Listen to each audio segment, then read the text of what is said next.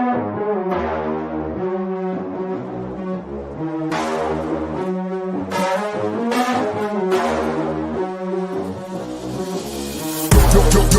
crank that volume, turn it way up. Get your weapon, get your blade out. Damage, then you gon' pay up. Yo, crank that volume, turn it way up. Get your weapon, get your blade out. Damage, then you gon' pay up. Yo, crank that volume, turn it way up. Tell me, I wanna know. Okay, I'll tell you, I'll tell your son, I'll tell Heather. More you the daddy. Okay. You know how many times I've heard that on my show? You know what I say to it all the time? I'm the father of some, but not many. Okay. That's right, folks. Just like I tell them hoes too. You know what I'm saying? Just like Maury, right? I'm the father of some, but not all of them, right? So don't be hitting me up with that fake ass child support bullshit or whatever, whatnot. I can't be having all that, right? Luckily, Time Cop over here. Dad, you took all the goddamn garbage, you son of a bitch. You did too.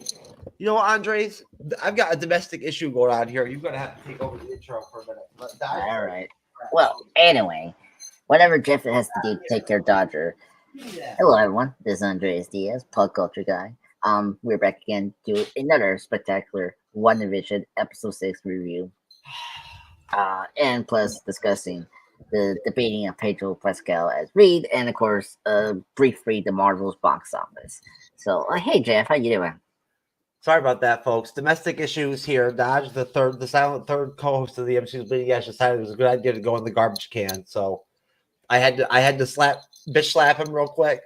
You know what I'm saying? To straighten him out. But everything's good now. So no, we don't abuse animals over here on the MCU's Bleeding Edge. We beat pussy up occasionally here and there, but like that's about it, right? At least somebody's beating it up once in a while these days. Most dudes aren't even holding it down anymore, but we're still beating it up over here at the Bleeding Edge. So, you know what I'm saying? As always. But, you know what I'm saying? What's up? I don't think there's going to be much of a debate, Andres, between like the whole Pedro Pascal potentially being Reed Richards casting. I think you and I are both monolithically of the same opinion that like it doesn't really make any sense. He doesn't look like Reed Richards.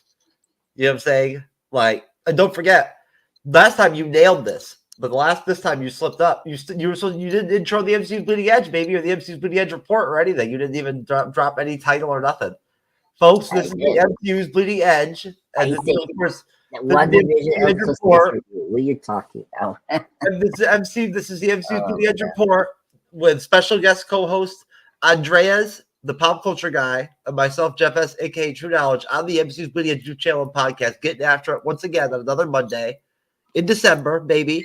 Closing out WandaVision before the end of the year, right? Getting after it. WandaVision Episode 6. I got the title right over here, the episode written down. Oh, shit. You know, I lost my outline in the garage, but that's okay. I don't need it. The episode's pretty simple. But, no, I guess we might as well start off with the articles. You know, now, let's see. What did you give me here? Let me see what I got here. Like the first one I got you was like the... Let's start with the Marvel's box office. Yeah, let's do that. Let me screen share that really quick and whatnot and everything. I've got to do some testing and whatnot and everything of my stream sharing again, and see if I can do reaction videos that way again, because it's fucking me up with my bandmade reactions with collaborations with other people that I can't play subtitles when I just add an MP4 file to StreamYard. I have to screen share to be able to use subtitles. You know what I'm saying? You know that bandmade sings everything in Japanese. Yeah. Right? So like the people that come on, they can't even tell what the hell the lyrics are saying. But now, folks, I just want to preface, I was on Gerald Glassford's Pop Culture Cosmos podcast / YouTube channel yesterday defending the Marvels. He put me in that spot, Andres.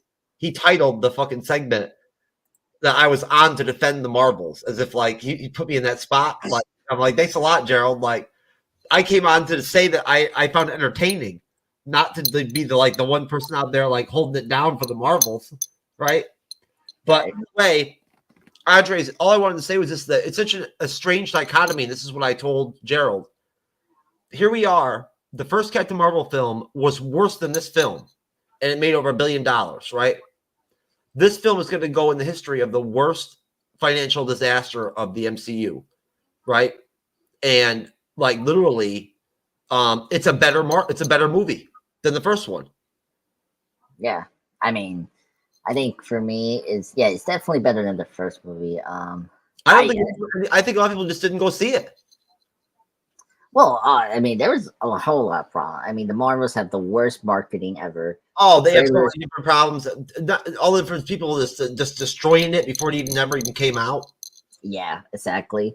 And what else? The strike. Even I slammed the trailer when we first saw the trailers. I was like, "This is garbage." Yeah, exactly.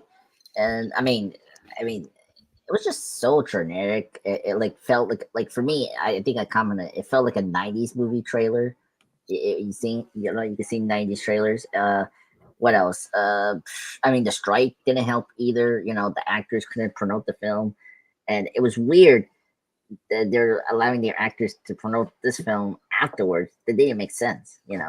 It's just So wow, man, 4 weeks on the big screen, and it's only done 80 million. in North America, America. Holy fuck.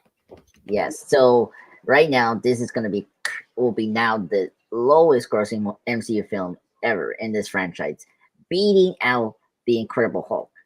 So The Incredible Hulk only grossed to 265 billion back in 2008, and like adjusted, inflation, which I don't know now how much it made, just the inflation, but yeah, like the longest time it was The Incredible Hulk. Like it's right there. I think it just mentioned the Incredible 264 billion. And they're not even going to report the fucking box office numbers anymore.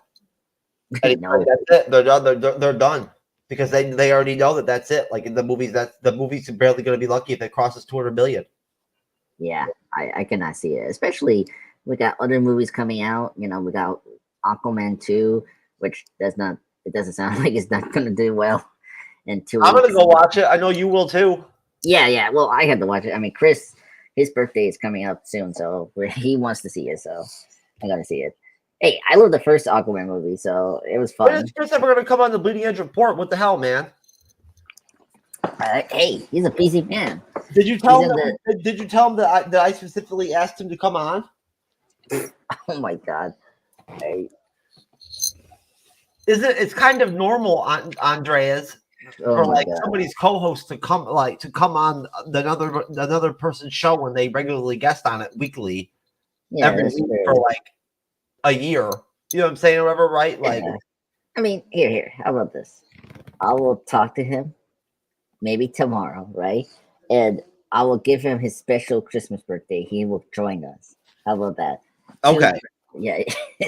I'm starting to feel like he's afraid to come on with us or something. Oh, no. It's me. I'm sorry, brother. It's me. I've been very busy. I forget to ask him, because remember, we had my friend's wedding.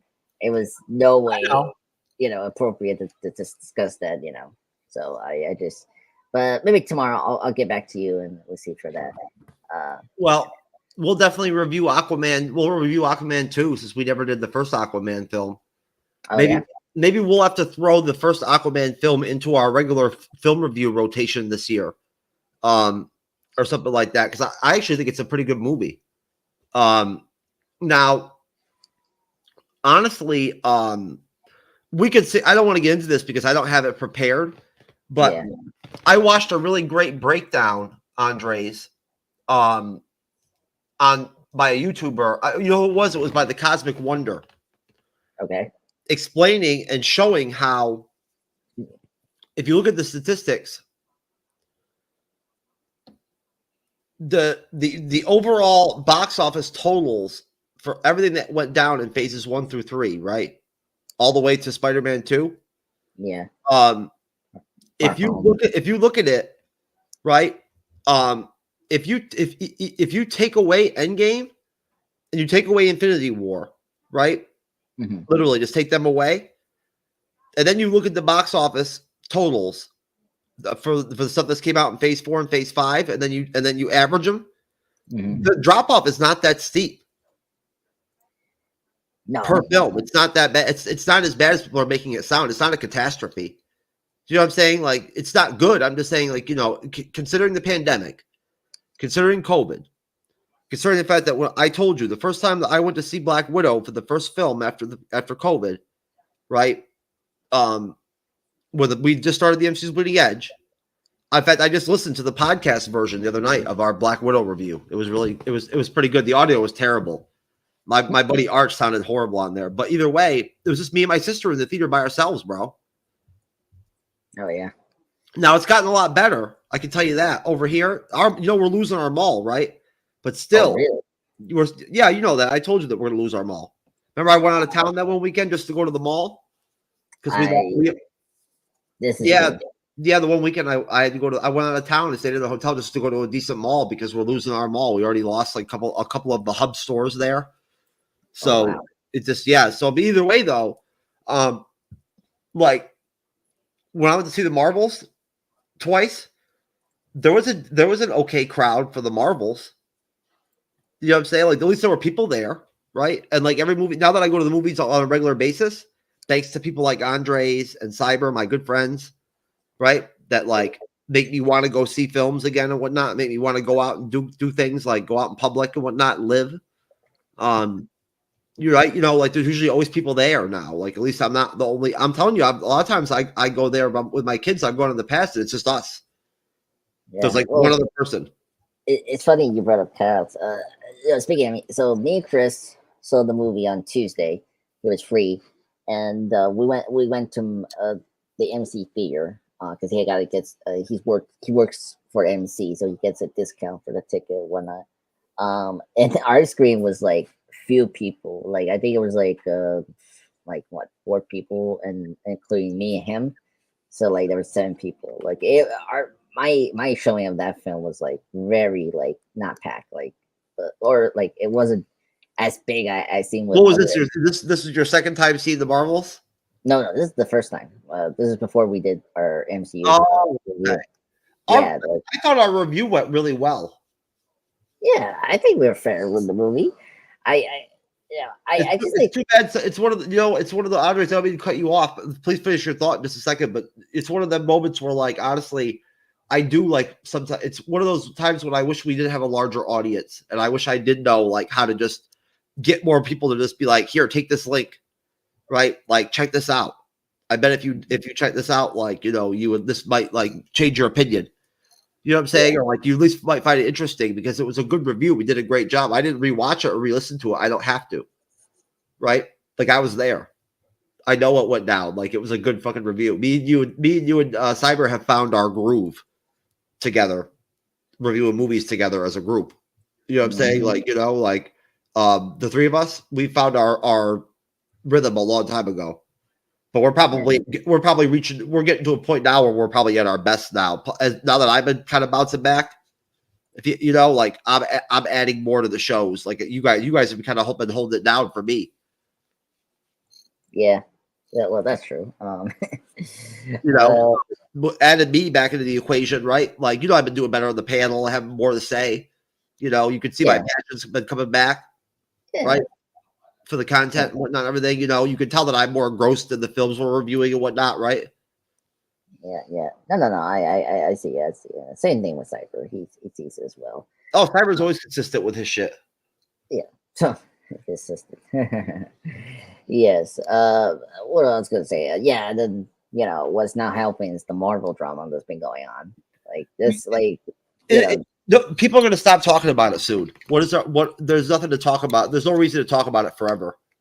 Yeah. So there was like another update with Jonathan Majors. Actually, I saw it in Variety, but we'll get to that next week. He's going to walk away. They're going to exonerate him. I'm telling you. Yeah. He will, because apparently I saw the article that apparently the girlfriend that accused him did it out of revenge. So it seems like Jonathan, like, his trial will be probably going his way. So I told you from jump that the whole thing stunk. Remember? Yes, you did. Yeah. And then the whole thing stunk.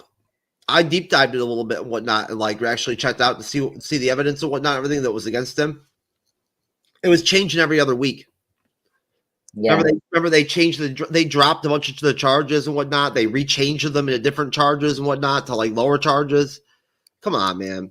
The chick like somehow like broke her finger, then it became unbroke. Remember? Yeah. Like, how the fuck is that even possible? Yeah.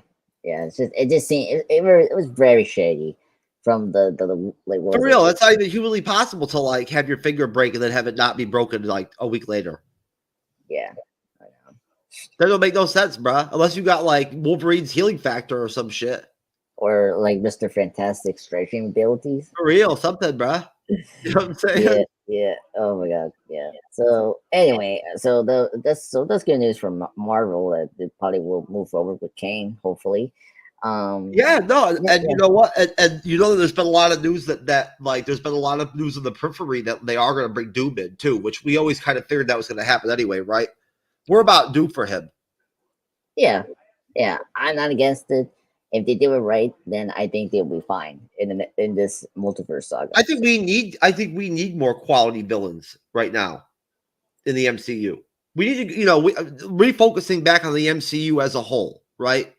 Reflecting on it as a whole, where it's at right now. Don't worry, just pretending there's not going to be a reboot, right? A soft reboot and all that, which we already know is going to be years ahead from now. Yeah, because we're not even going to get the Avengers films until years from now. Like people need to understand that now. Like we're gonna have to be finding lots of content to fill. We're going to have one Marvel movie to review the whole year next year. But thank you, God, thank you, Lord. We'll have 3 Sony films to do. Andres, can't wait. Don't say that. 3 Sony films, baby. Madam Web, Craven, which looks good, and then what's the other one? Is it Venom 3? Yeah, I wonder if they're gonna. Yeah, I think they should be done by now. It's 3 movies. I know that. I just don't know what the third one is. It's Venom 3. I'm thinking. Hold on. I think Venom 3 will come out before Craven because I think Craven's the last one. No, I think it's the other way around. I think Venom 3 comes out at the end of the year. No, it's what's his name's last time playing Venom. That's it for him. Okay. You know what? You're right. So the third one is scheduled for November 8th. Andres, I'm TrueKnowledge, bitch. What's up? Sure thing. See what I did there? Hold on, let me check the schedules. So Craven's in August 30th, 2024, and then we know Madam Web is coming out in February 14th of 2024. Hey folks, we'll take what we can get over here at the MCU's Bleeding Edge. Oh my god. At least it's not Morbius 2. Oh, that's true. That is very true. That is very true. We don't need more viewers too. I don't think we can handle it. We can always do a show where we compare Madam Web, whether it's better than Morbius. Oh my god, that would be hilarious. I'll bet money that Morbius will be better than Madam Web. I would at least wait till they drop a second trailer for it. The first one was very confusing for me. Yeah. Now that I watched an Everything Always and a Cosmic Wonder video, thank you to Everything Always, thank you to Cosmic Wonder for all the great videos you guys make. Now that I watched some of their stuff, I haven't watched much Screen Crush lately. They're being good. I know you fuck with Screen Crush on the regular. I know. Yeah. I don't blame you. They're solid with their shit. I mean, I haven't done new rock stars in a while either, and they're usually a go-to for me too. As much as I hate to admit it, their Easter egg videos with Eric Moss are fucking great. There's other channels I like that they do the Easter eggs good. Oh yeah, did you ever check out that one I told you to check out? Kinda Culty. Ooh. I don't think I had a chance to. I'm telling you, you should check it out. You'll love it. Once you play one of his videos, you'll want to watch his stuff forever. He's that good. He makes long form Marvel content, kind of like we do, but he actually does the Cosmic Wonder kind of stuff where he actually you don't see his face. It's just him narrating over like scenes from MCU stuff. That style of like video, but he does deep dive theory type videos and whatnot. They're long. Like when you check out his YouTube channel, you'll see his videos are long. And it's because he does deep dive theory videos, which I use personally. I've talked to him before on X Twitter. He's a really nice guy. I've never had the balls to ask him to collaborate with us or everything like that, whatnot, because like he's a lot bigger than us. But you know, well, actually, no, subscriber wise, he's actually not that much bigger than we are. He's only maybe 20,000, 30,000 subs bigger than we are. Okay. Which is not that big of a deal, right?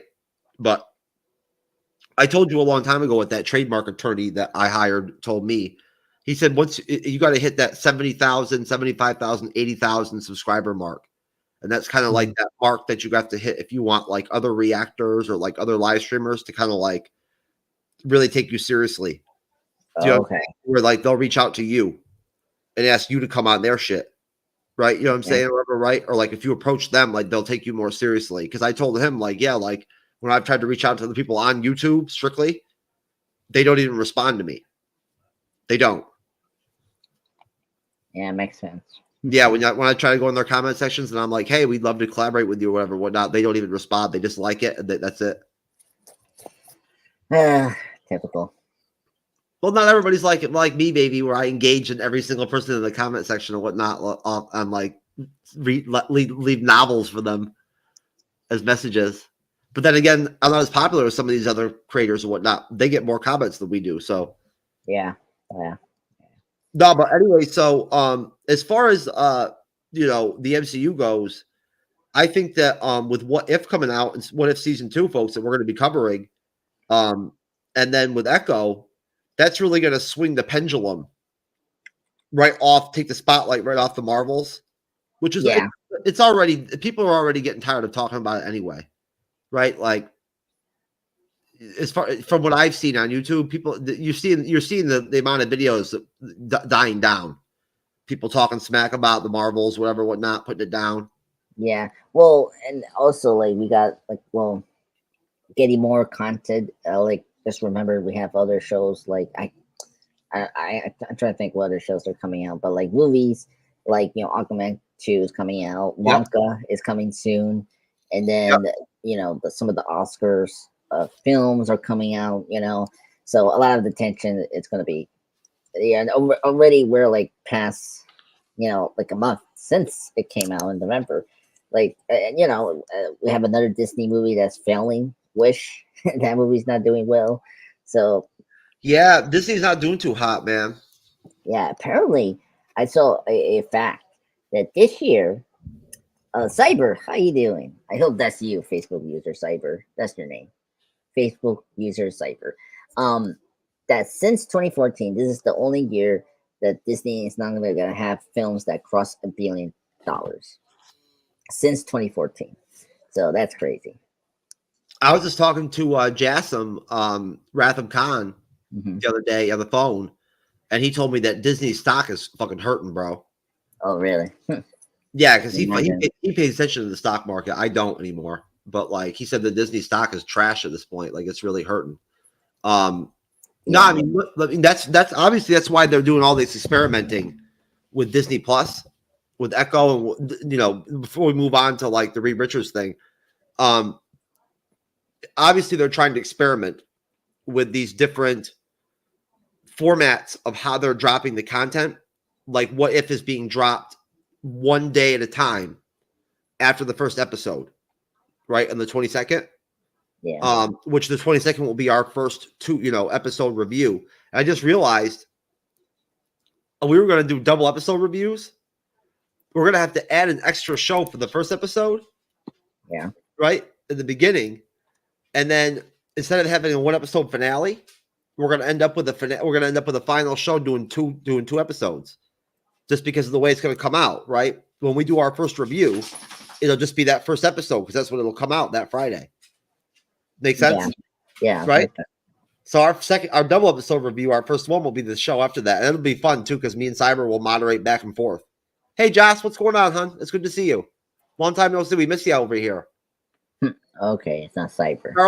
It's our old friend Jocelyn, Andres. I know we haven't seen her in a long time. She decided to stay late, whatnot, and everything. And it's my first time meeting Jocelyn. Oh my God, Jocelyn, you never actually that's how long you've been in the comment section. You've never Andres doesn't know about you. Jocelyn is one of my TBI survivor buddies. Ah, I see. Hello, Justin. How are you doing? And she's a big shit talker herself. Believe me, she loves talking all kinds of sexual, nasty shit and everything and whatnot. She's a dirty mouth motherfucker. Just like you, Andres, you motherfucker. Yeah. Anyways, so yeah. well, what do you call it? But no, I'm stoked for What If, man. I'm loving it. I can't wait to review X-Men 97, bro. Like, I'm so fucking pumped. I can't wait till they give us a release date on that shit. They're saying mid 2024 we'll get it. Right? Yeah, so we got a lot of good Disney Plus stuff next year. That's what I was going to say earlier about only having one MCU movie. We could actually get some solid Disney Plus series this year, the 2024. I don't know if anybody's going to watch them. Except X-Men 97. You know people will tune in for that. Yeah, we'll see. It's X-Men 97. I like X-Men 97. I just wondering if people are like, excited to see that. I mean, because the streaming service is so competitive and so many shows want their attention, So I hope that Disney will spend a good enough of money to market the X-Men 97, and so people know that it actually is in Disney Plus, because we haven't discussed this, but Loki season 2, people didn't know Loki season 2 was coming out. Obviously because the actors couldn't promote the film, but the show. But I just hope that next year we can have proper good marketing. We should really start paying more attention to talking about the numbers of these series, because we did that with House of the Dragon and whatnot. Everything we haven't really been doing much of that, and we didn't do any of it with the Walking Dead stuff either. So I'm gonna make a mental note right now that we need to start actually. I don't know how Loki did. I know that none of that stuff is 100% accurate. It's all predictions, sort of like when they come up with the numbers. Yeah. For the views, for the viewer counts or whatever, whatnot, or how well these series do. But it'd be interesting to know how Loki season 2 did. It's like with Miss Marvel. The reason that so many people don't know how great Iman Vellani is because nobody watched Miss Marvel. I told you, dude, Miss Marvel was the first Disney Plus series ever that we ever encountered, where back then when I was having guests on all the time, nobody wanted to come on the shows. Right? Because nobody was going to watch it. They're like, oh, we're not watching that. When I reach out to other creators and whatnot that normally would always come on to review Disney Plus with us, they'd be like, nah, my whole team is not watching that shit. We're not done with Marvel. Hey, I cannot blame them. And plus, the marketing for Miss Marvel wasn't too strong. I'm trying to think. Well, nobody knew who the fuck she was. Her comic books never sold. Yeah, that I cannot relate to mine. Yeah, her books didn't sell well. Some of the other ones. Yeah, it's a shame. I really like Miss Marvel as a character. I collected her books. And, I read the one season or whatnot that the show was based off of. Yeah, the first volume that's called. We always do that. You know what I'm saying? I have Marvel Unlimited. You know what I'm saying? Or whatever, right? I give it to Cyber, so he has it too. So, if you ever want to use it too, just let me know. I'll give you the login information for it, right? My brother bought me a 2-year free subscription to it for Christmas last year. Oh. So, I already had it anyway, so I just went ahead and ended my membership and whatnot, everything, and went ahead and did that. I almost went to see that Godzilla film. Oh, was it -1? I think I'm gonna go tomorrow night. Yeah, I heard good ones. I need to see. That's when I'm gonna call Chris, asking me want to see. I was gonna ask you and Cyber if you guys wanted to review it, because it's like, you know what, if I'm gonna go out and go watch it anyway, right? I'm figuring Cyber's probably gonna go watch it. Yeah. Does no one Cyber? He's probably already planning on going to see it. So I was just gonna ask you if you plan on going to see it, because if I'm gonna go see it too, maybe we can try to squeeze in another Bleeding Edge Report review, movie review or something like that, right? Okay, yeah. I'll let you know tomorrow if I have a chance to talk to Chris about seeing that movie for maybe this week or whenever he's free for his schedule. Yeah, whenever. I think I'm saying tomorrow night's my non-recording night, right? I recorded a lot yesterday. I guessed it on Boost and Chill for over an hour, and then I did a segment with I did reaction videos too, and I did that segment with Gerald at 10 p.m. So like between that and all the I banged out like you have to look, dude. You have been pumping them reaction videos out, right? I haven't chance. I haven't. Oh yeah, bro.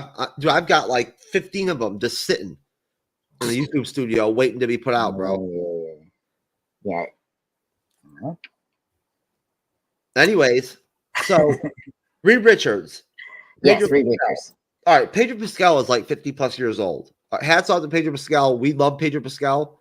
He's awesome as Mando, right?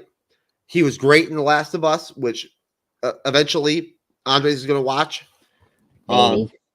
Maybe you got to watch it. Season 2 might come out next year.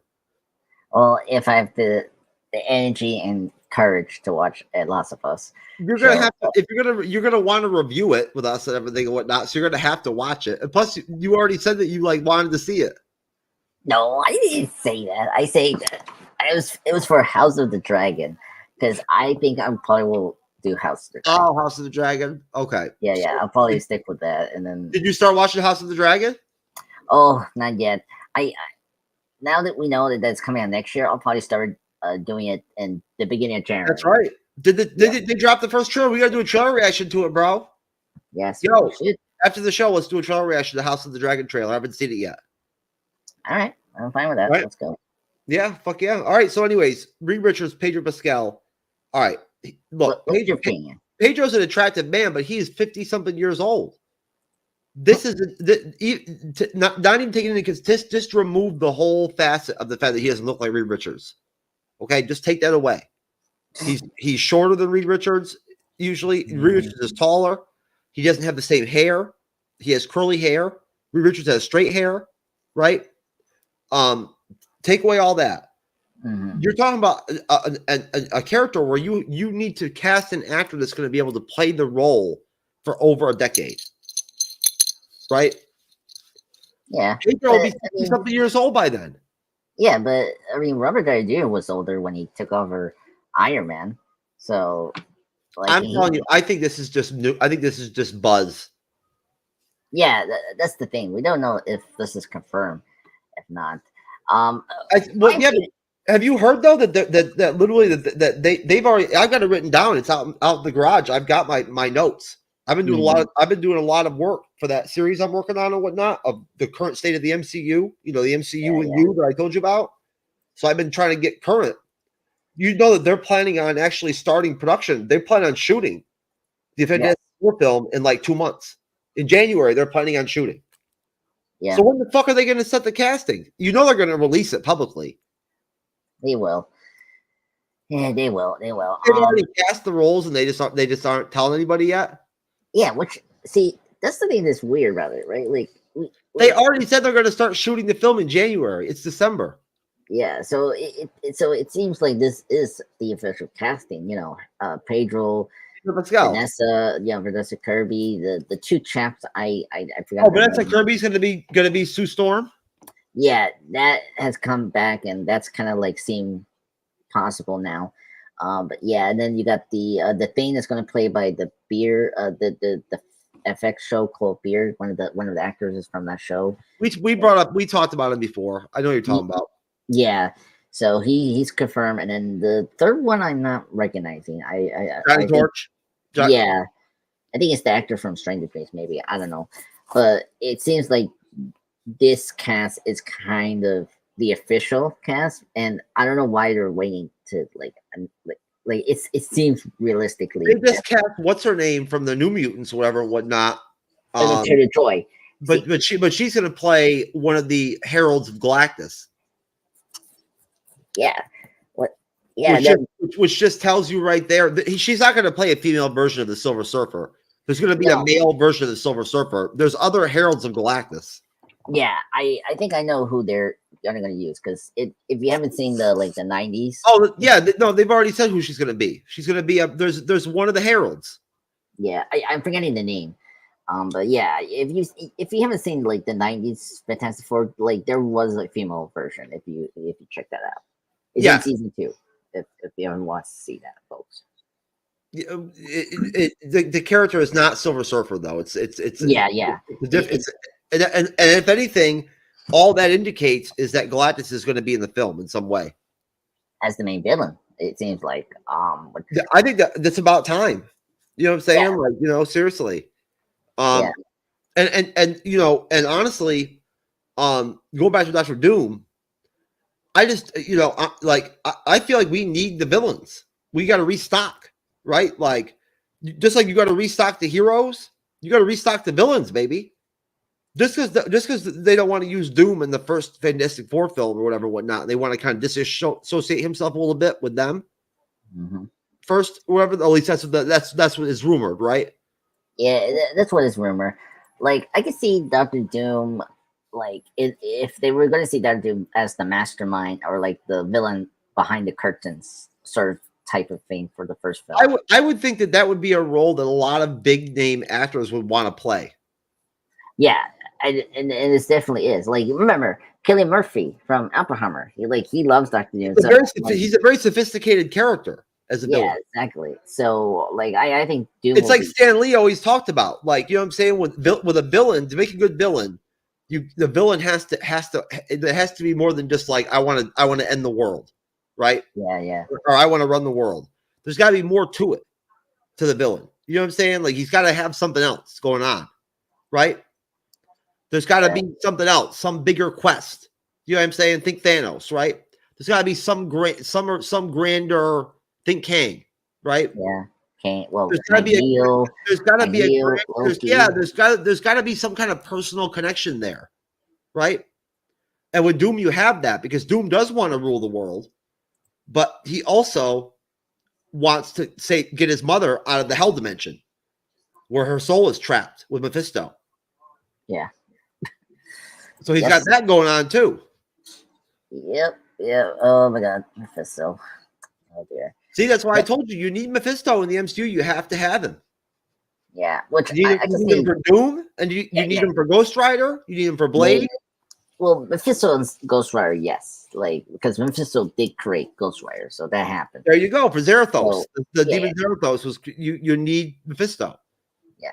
Well, anyway, let's not not the stupid Ghost Rider Nicolas Cage version or whatever either. I mean, I don't know what to say with Ghost Rider Nicolas Cage.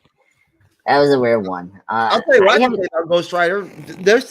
Ghost Rider is still supposedly on the table as a definite project. How could they not do that? That you have to figure that Ghost Rider will probably be one of the next couple of series that will go under this new Marvel Spotlight series. Oh, speaking of that, I just heard a little rumor that they're gonna stop doing that. Apparently, already.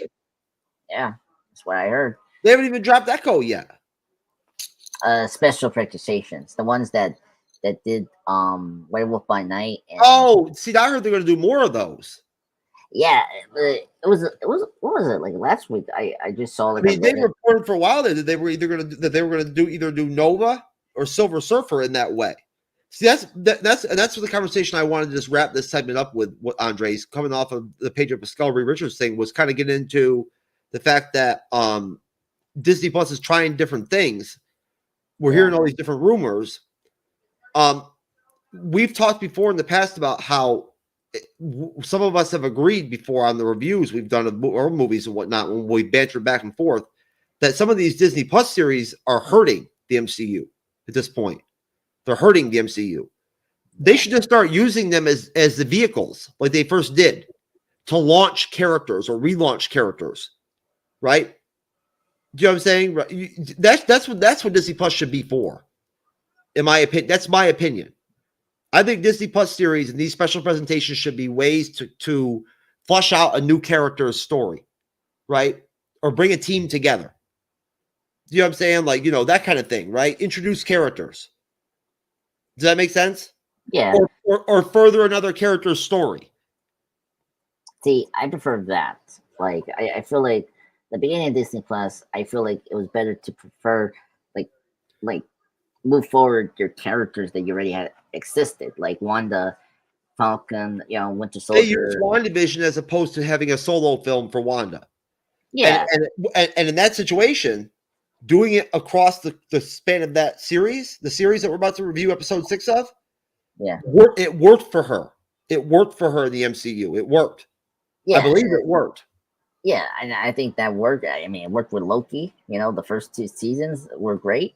Like It did work Hawkeye, with Multiverse of Madness because the Doctor Strange became like a third wheel in his own film. yeah. I mean, anyway, we're not reviewing Doctor Strange too. But I people know that. I know that. Yeah. So like, anyway, let me get my mind on Pedro Pascal as Mr. Fantastic. I mean, Please. Pedro Pascal. The floor is yours, my friend. Yes, my floor is yours. I get it. Forward. Anyway, that's bad fun. Anyway, Yeah, Pedro that Pascal. was pretty rough, bro. Yeah, floor. Anyway. Oh, I knew it was gonna happen. Anyway, Pedro Pascal, he's a great actor. He's been working for a long time. I mean, people don't even know he's been in the Hollywood system for a while. I'm very happy for him. You know, growing like he was in Game of Thrones. He's in Game of Thrones. He was in he was part of the Mandalorian TV show, which is great. And of course, The Last of Us has been successful, which is great. Yeah, very successful. I mean, for video game adaptation, that's good news. But I just feel like this casting was safe. Like, I think there were other casting that could have been more exciting. Like previously, the Anna Driver casting, I thought that I really liked that. I mean, Anna Driver is a great actor. I don't know who else. I mean, of course, I think I might actually like Pedro better than Driver. Oh, really? Okay. But I disagree. I think he does look like Reed Richards. If you look at other I think you know what? I think Pedro could pull off Reed Richards. I think he could. Yeah, like I guess in the comics recently they have gone Reed to be look like kind of like Pedro Pascal, like gray hair, straight I do see Pedro sort of like looking like Mr. Fantastic. I just need to see. That's the thing about it is that like when you see Pedro's pictures online, right? All you ever see him is with him with either a mustache or a beard, right? Like you never see him with his hair cut short, right? Yeah, exactly. And clean shaven, like Reed Richards. You know what I'm saying? Which and that because that's your old fashioned when you in your head imagine Reed Richards, you imagine him clean shaven, right, with the gray, right. So I guess you know what, maybe Pedro could work. Yeah, and plus I'm thinking about the voice now. I'm just thinking in my head, is the voice going to play like? I think he has a good voice. I think if you look at look at his Mendo voice, that's great. Like it does sound like a bounty hunter. I mean, a Mandalorian voice. I cannot say anything about The Last of Us, but I think he definitely has that like the character he's playing. I don't know what's the character's name, but I want to do a threesome with Bo-Katan and the Armorer.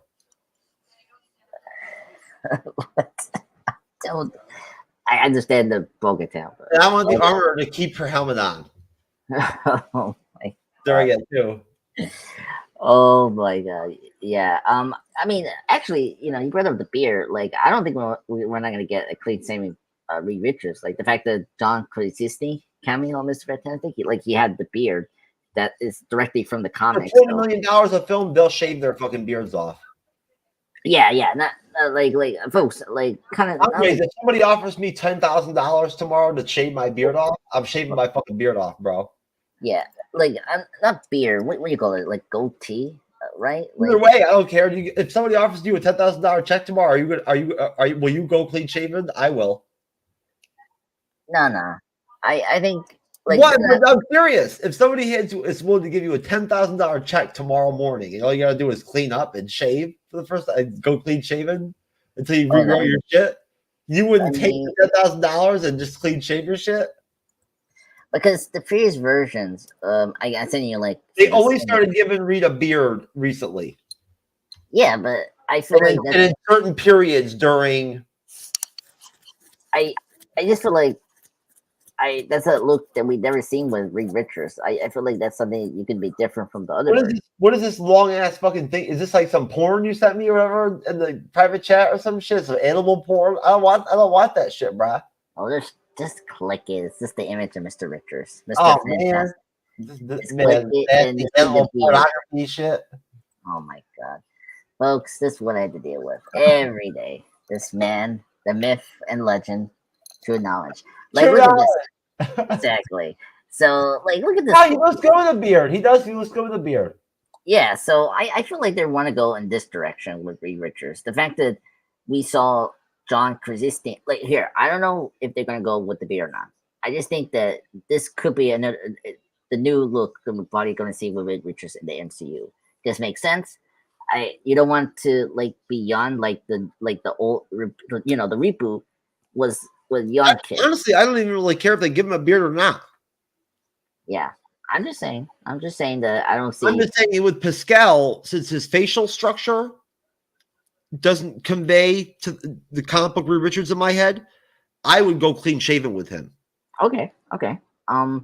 For me, like just for Reed Richards, like I don't mind him if he will still have his beard. Like I think it looks good on Pedro, and I think that's a good look for Richards. I'm either way. I don't really care. I mean, the fact that Krasinski had his beard on Mr. Fantastic was fine. So not much. There you go. It's kind of like me when I go to the bar, brother. You know what I'm saying? Like at 2:00 when I'm 3 sheets and shit, whatnot. It's either way as far as like the attractiveness of the chicks I'll go home with. Yeah, that's true.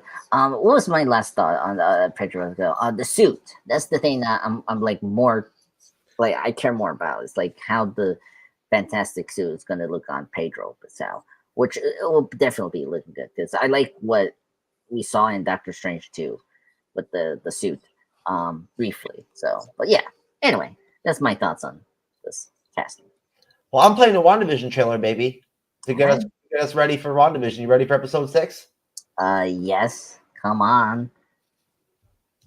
All right. Yeah. WandaVision episode 6.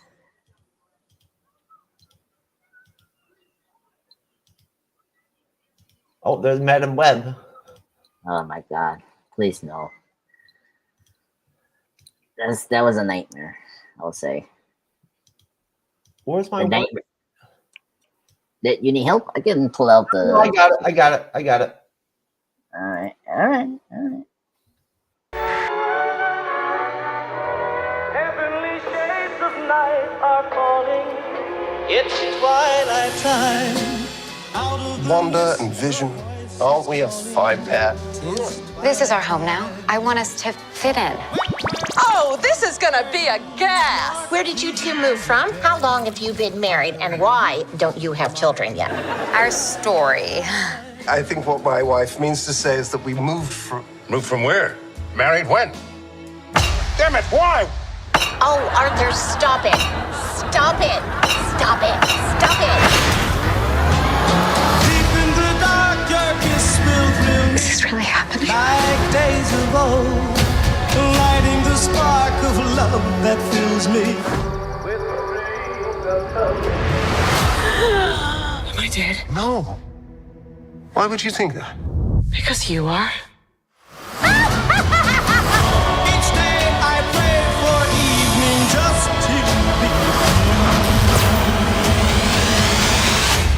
We are an unusual couple, you know. Oh, I don't think that was ever in question.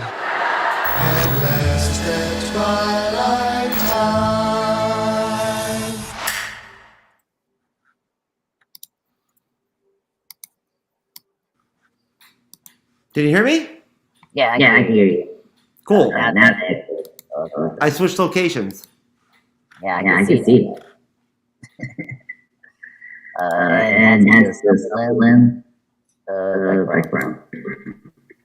Oh, my bad. No worries. Hold on. I've got some more filler real quick and whatnot, everything, and just until I shift over real quick. Okay. If you want to grab a drink or anything, Andres, whatever, whatnot, or use the bathroom, go ahead. Oh no, I'm fine. I got the water.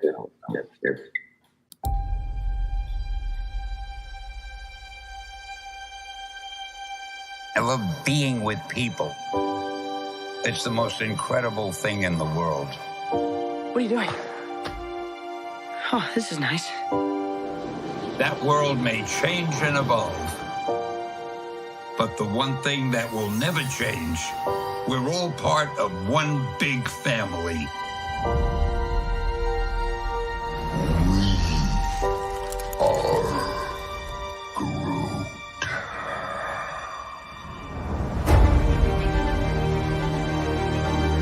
That man next to you, he's your brother.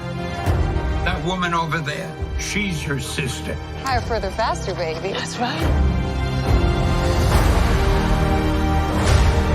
We're all part of one universe Wakanda forever! that moves ever upward and onward to greater glory.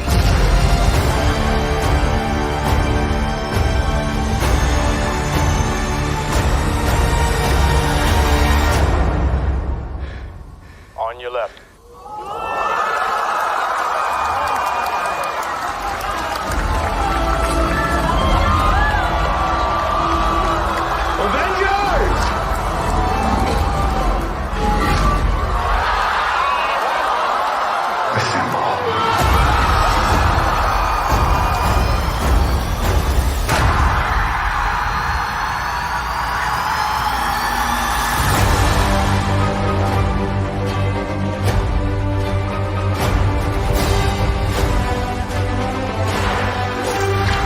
I've lived a lot of lives.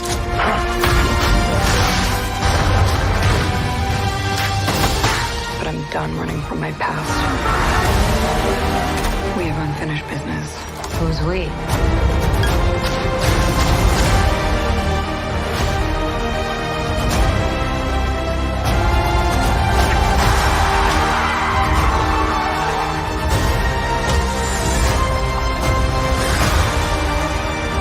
When you love something, you fight for it.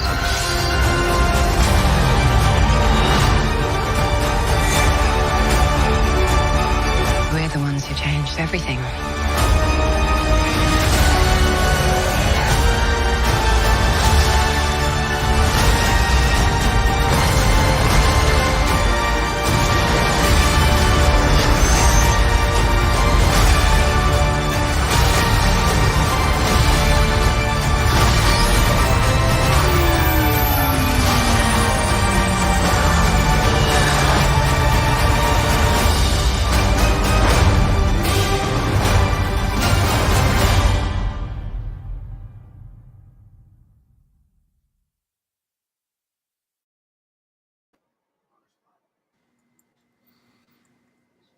Okay. How do I sound? Sound good. Sound good. Not bad for MacBook Pro audio. Yeah. Are you echoing at all on your end or anything like that? Because my audio. Yeah. Echoing. Yeah. Oh, echo was turned off. Okay. How about You're good now. Good now? Yeah, it's good now. Excellent. Sorry about that, folks. I just wanted to switch locations really quick and whatnot. So there you go, Andre. See? Hey, look. Isn't this amazing? Remember how much trouble I had with my green screen before? I had to like hug myself up real close to it and shit and whatnot with my chair, like all like squeezed up to it and whatnot just to make it work. Yeah. This time, just put the MacBook Pro right in front of it without even a webcam, just using the MacBook webcam. And I didn't even plan it or anything like that. Whatnot. And here we go. Yeah. It was the elevation. Like my desk is higher. Yeah. No, I think it looks good. It's very good. Yeah, no, of course, Zombieland has nothing to do with anything that we're doing, but that's okay. Yeah. So, WandaVision. What's up? What happened? Yeah, WandaVision Ep.6. What were you gonna say? Oh no. Because I people have to understand. I think the first thing you used the green screen was in that review of Zombieland. So, yeah, that's all I have to say. Yeah, no, it was no. I think it was the second time. Remember, I tried it another time too. Yeah, it was another time of long time. Well, this is winter now in Southwest Florida, so like I'm gonna be out here a lot now, folks. This is gonna be my new spot. You'll be seeing me green screen out, just like Andre's a pop culture guy in Cyber. I'm gonna be hanging with the boys. Gonna miss the days. Oh, I'm still gonna go in the other studio. So, yeah. Well, let me know how everything sounds, whatnot, everything, right? Like, give me any feedback if there's anything going on or whatever and whatnot, because I'm working off my Wi-Fi extender right now. I may need to grab my mobile Wi-Fi hotspot. Okay. Right? And use that. You know what I'm saying? I'm already seeing the little warning sign and whatnot on the top of StreamYard where it says that like your connection's getting weak. Yeah. I think you need to use the other mobile thing to work better. Yeah, you know what? While I grab it real quick and whatnot and everything, why don't you go ahead and roll us into episode 6 of WandaVision? All right, right. So, well, hello everyone. This is Flagship guys. Now we're up to episode 6, which is crazy for WandaVision. As Jeff said before, we're going to review pretty much the whole series of WandaVision until this month, until December 25th is going to be our last time to review this show for episode 9. But anyway, we're up here to episode 6, titled, let me get the name of it, so speak. All New Halloween Spooktacular.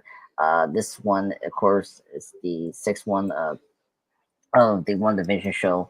And this one is a great episode. I really enjoy it. We got more, action, a bit more information. Has they escalating the stakes of the show, particularly, we're seeing that Wanda is pretty much the perpetrator of Westwood's kind of mind control, but it seems like Wanda is not in control of her powers, which we'll get into, particularly when Quicksilver starts to kind of push her, revealing some secrets as how she did it, how she created the hex and all that.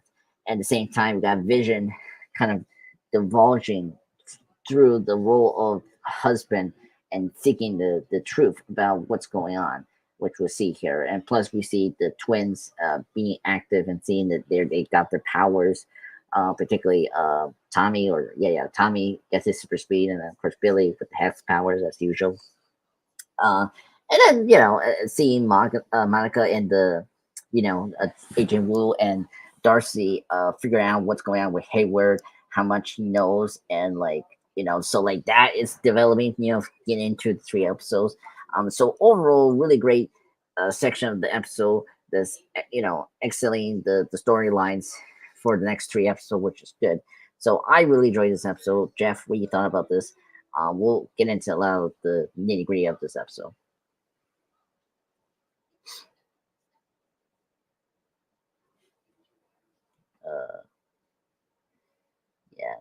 His internet is slowing down, folks.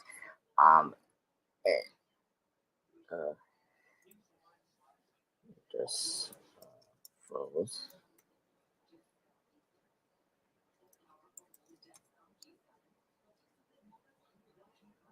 Yeah, hopefully, I.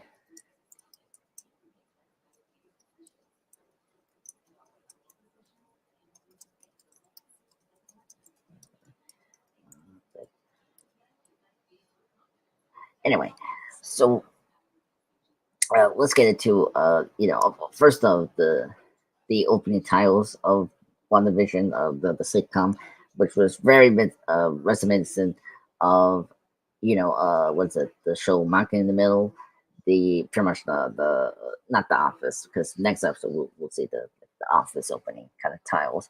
It was great. First off, Emmett Pierce.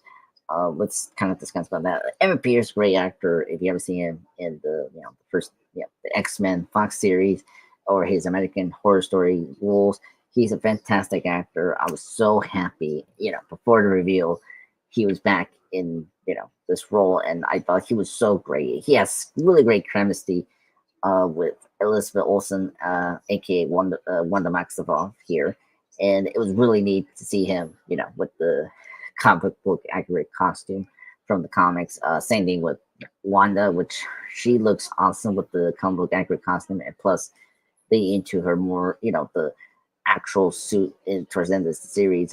And then seeing Vision with his homemade suit, which was hilarious and like could possibly be real to do. It was great to see the twins with their costumes as well, reflecting on the comics. And I think that's one thing that I really enjoyed with this Halloween special is to seeing them with their costumes, and plus seeing more in depth on Wanda and her, Sokovia heritage, which is great. The fact that this costume was part of a fortune teller, which is interesting. So that's really cool. And then at the same time, we see, Monica seeing the true colors of Hayward, and how, the blip and everything kind of made him jaded, and it's kind of like a very paranoid person who isn't trusting with the enhanced people, aka the superheroes and superhumans that protect the Earth, aka the Avengers. And so Monica has this, now duty to sort of help Wanda from getting hurt by, her organization that her mom created. And there's a reason why she's doing it. I think that, from, her background episode from episode 4. Welcome, Jeff. I was kind of wondering. Sorry about that. I was having trouble getting my mobile Wi-Fi hotspot to work, so obviously I've got to work some things out in the garage. But go ahead, finish what you were saying.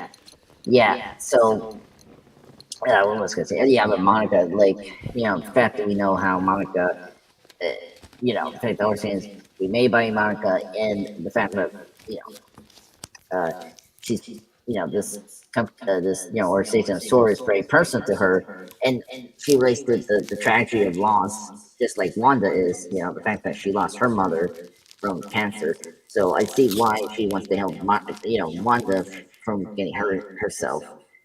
So that's the whole gist that I like about the episode, just seeing more of the characteristics of these characters and where they're at right now, and see what's happening in the future. So, which is good. I think what I'm really doing when I'm watching these is I'm not like hardcore combing, like I'm not scrutinizing the shit out of them for the stuff that I didn't notice the first time. Mm-hmm. But I am really trying to make an effort to pay attention to the stuff that's different that I didn't notice the first time. There are some subtle things that I didn't pick up. Of course, I would think that'd be common sense for you and me, for anybody, right? It was your first time watching a TV series of any kind? Yeah. After 2 years or whatever, right? Is echo cancellation on? I'm sorry about that. No worries. I got it. No, but you get what I'm saying, though, right? Like, you're going to pick things up. So, to start the episode, and let me just say that I think they do a great job. They did a great job on this first Disney Plus series of doing the last week on WandaVision part of the Disney of going in to watch the episode. The clips they give you from the back episode that happens in the past, they really do give you a good idea of what occurred, right? Loosely. You know what I'm saying? Of what occurred in the last episode. They really do a good job of highlighting the key notes, right? Yeah. So, but it's not too long. I didn't like this intro sequence. Is this supposed to be the late 80s, early 90s? No, so this one is like late 90s, 2000s. This is how much you like this is the Friends period. This is supposed to be the Friends period episode. Yes, well, sort of. It's not really Friends. It's more the show called Malcolm in the Middle, where there's like a child in the middle of the family. Yeah, I know. No, I know what Malcolm in the Middle is. Okay, yeah. Yeah, no, it's more of that. And especially because the kids start to talk, breaking the fourth wall. They're very grown right at the bat. Like that's how the episode starts off, is with them and Uncle Pete, right? Yeah.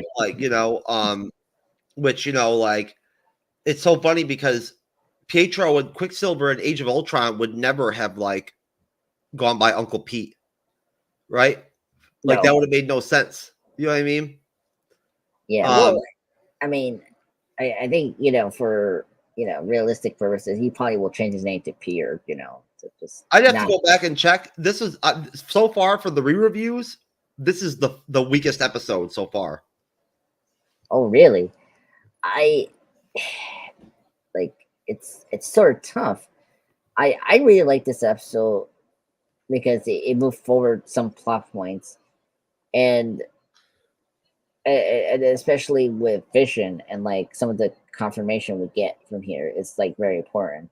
Like, yeah, we're doing the Vision something- stuff is great. I'm saying the overall episode is in general, it's short, right? And it's again, I'm just stacking it up against the other episodes so far, the other 5. Yeah, This is the weakest one so far for me. okay. Like for me, I liked it.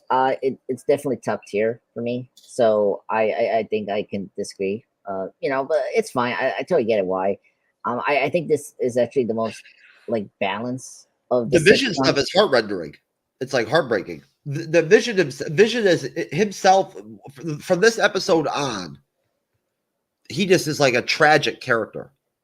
Yeah. Yeah, I agree. Well, and you know, it's kind of sad to see like what's going on with him. Like, you know, before next episode, he gets to confirm that he is dead.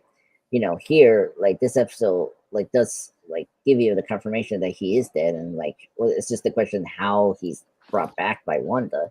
You know, and speaking of rewatch, you know, a change perspective. You know, like it was cool to rewatch this because when Pedro, Pierre Maxoff, you know, talks to Wanda in the streets, and you know, and he starts pushing how he did it, and right there, that's definitely Africa, you know, is controlling this, you know, this character. He already even before then, when she asked him why he doesn't have an accent, and he retorts immediately, Exactly. "Why don't you?" Right? Like, Yeah. You know what I mean? Like, you know, like, right there, you already knew that, like, where things, this was, you know what I'm saying? Like, from jump, almost, even in the house scene, before they get ready for Halloween, he's saying things that, like, he knows it's a TV show. Yeah. I mean, which is kind of scary. He knows about it. Like, that's even more intriguing. It's like, is he part with a Hayward plan, or you know, not, you know, like it's a lot of. Well, you try to go back to like when you first reviewed it, right? And now that's the thing. If we were to pull up the review, like, I mean, look, for once, fuck it, why not? Let's change things up. Let's pull up episode 6 review of WandaVision from the MCU's Bleeding Edge back in the day, from the catacombs, bitch. The catacombs of the MCU's Bleeding Edge when I was making 3-year-old like level youth thumbnails instead of 7-year-old ones. Yeah. Right, brother? Yeah, I guess so. But yeah, for me, I think, well, I tried to figure out, I think I wasn't paying attention to like Quicksilver's like deceit role, because I think I was so overjoyed to see Evan Pierce coming back. So when he was talking to Wanda, I was like, I didn't pay attention to that, and this time around, I sort of did. That the fact that he was like pushing Wanda to tell him like how you did it, and plus, you know, as he brought up the Sokovia accent, like why you don't have the the accent as well, which was a cool meta commentary on like, you know, Wanda has also hasn't used that accent at all until this show, which is neat. Commentary, all that. So if you're clever to bring that up, then you're fine. It's not a big deal. It's hard to keep accents. I mean, Halle Berry, Storm, in the first X movie had an accent, and they dropped that afterwards, and it was like so glaring, So I always appreciate with the MCU they at least acknowledge that, But anyway, I don't know, man. I can't even find our WandaVision reviews. I don't know where the hell they are. Yeah, you should type. You need to type maybe MCU Bleeding Edge WandaVision review. Hopefully you can find it there. I thought we reviewed all of them, all the episodes. Maybe we didn't. Maybe we just did the finale. Oh dear. That's okay.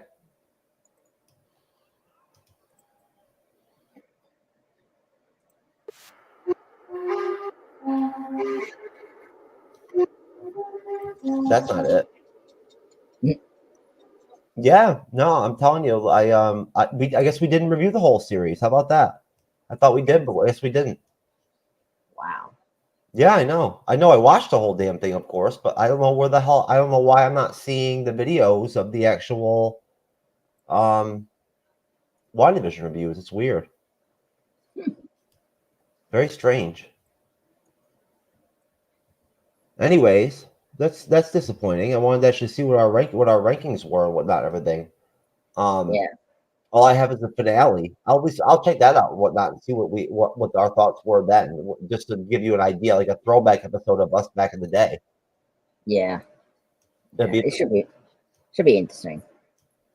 Yeah, let's see what me and Cyber had to say. Let's see how much older we look now compared to like back then. I think you guys look the same. It's only been what, like 3 years, 2 years now. 2 years. Yeah. Oh god.